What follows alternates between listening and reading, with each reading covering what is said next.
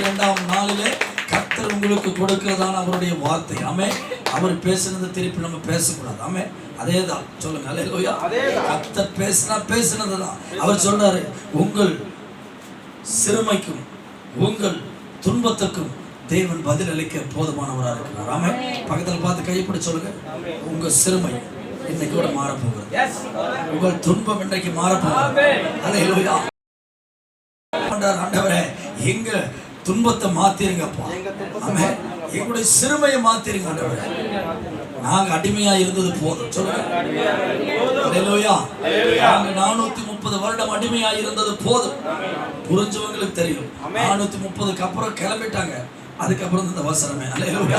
First line கிளம்பிட்டாங்க, second line கிளம்புனதுக்கு அப்புறம் இருக்கிற மகிமை. ஆமென். அல்லேலூயா. கர்த்தருக்கு மகிமை உண்டாட்டம். அவங்க சொல்றாரு, தேவரீர் எங்களை சிறுமைப்படுத்தி. நான் சொல்ற கேளு, நல்ல கவனிங்க. இந்த வசனத்துல உங்கள் சிறுமைக்கான காரணத்தை கர்த்தர் வைத்திருக்கிறார். உங்கள் சிறுமைக்கான காரணம் தேவரீர் எங்களை சிறுமைப்படுத்தின. அல்லேலூயா. சிறுமை சாதாரணமா வரல, தேவன் தான் உங்களை சிறுமைப்படுத்தியிருக்கிறார். நீங்கள் செய்த பாவம், நீங்கள் செய்த மீறுதல், நீங்கள் செய்த அக்கிரமத்தின் நிமித்தம் நீங்கள் அடிமைகளாக கொண்டு போகப்பட்டீர்கள். கையை தட்டி கர்த்தரை மகிமைப்படுத்தும். நம்முடைய வாழ்க்கையில வருகிற சிறுமைக்கு காரணம் நம்முடைய பாவம். ஆண்டவர் சொல்றாரு, இன்றைக்கு அந்த பாவத்தின் அடிமைத்தனத்தின் நுகத்தை கர்த்தர் முறித்து விட்டார். கையை தட்டி கர்த்தரை.